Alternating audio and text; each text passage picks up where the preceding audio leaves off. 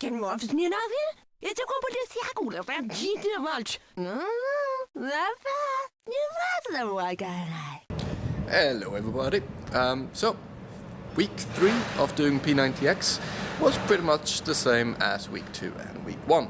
Same kind of problems with my push-ups and still experiencing that time dilation on the plyometrics day. So, instead of boring you with a day-by-day account of how I'm failing with this, I thought that I would do a little review and explanation of how I'm keeping track of my progress.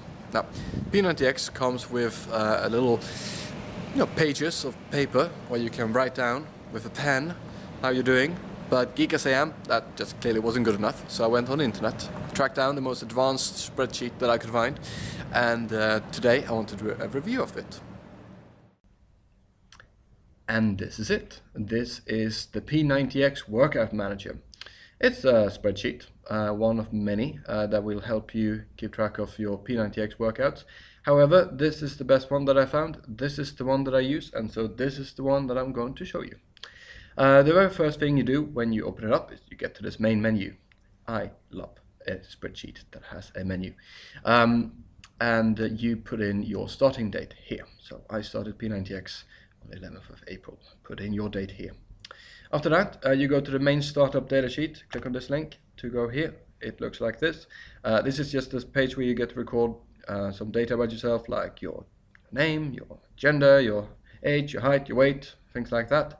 Nothing much more to say here, so I'm going back to the main menu and go into the fitness test page. So before you start doing P90X, you do a fitness test for two reasons really. The first one is to make sure that you're at a fitness level such that you're not going to kill yourself. And the second one is so that you can do the test again after 90 days and see how you've improved. Now on this page you get to see all of the different things you do on the fitness test here. You get to write down how you did. As you can see, I did an embarrassing one pull-up here. Hopefully I'm going to do plenty more after 90 days. There's also space here to record your measurements and things like that. It's quite nice to have all of that stuff in one place. But let's go back to the main menu and get into the meat of things, the master schedule. I love this page. It's basically a very large calendar. So going down here, you got the days, corresponding dates, and the corresponding days of the week. Now, P90X, in case you don't know, is divided into different programs that you can run. Classic programs is for most people. Lean programs are for people who don't want to get a lot of muscle, but a lean and mean body. And the doubles are for insane people. Now, I'm staying on the classic program. Down here you see the different workouts that you do on the different dates, and next to it I'm putting a little X here to show how far I've gotten. As you can see, today's date is a day of rest. Actually, it's a day for making this video. Now the names of the workouts are actually links that go to the corresponding workout sheet for that exercise. So for example, let's click the shoulders and arms link here. That will take me to the shoulders and arms workout sheet, and here on the left hand side are all of the different workouts that you do on this day.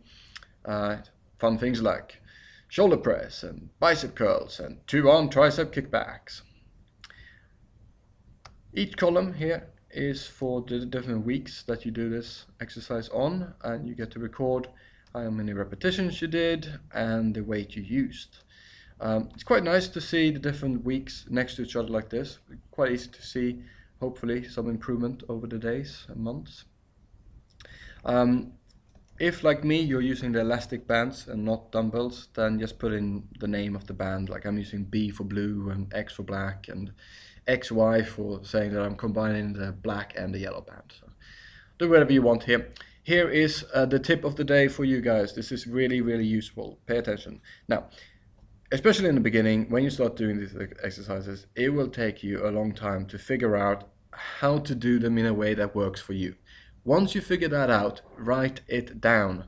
That way you don't have to reinvent the wheel every time you get to an exercise. So, for example, when I do the 2 arm tricep kickbacks, I know that the best way for me to do them is to not use any handles, don't use a loop, and to keep my back foot from sliding too far back. So that's very useful. Now, that is the main bit of what I want to show you. I have nothing more to tell you apart from that this spreadsheet is done, it's created by somebody named Bill Knighton. If you do a Google search for him, I'm sure that you can find him. If you don't, then just go to my webpage, themodernnomad.com, one word, and send me an email and I will help you out.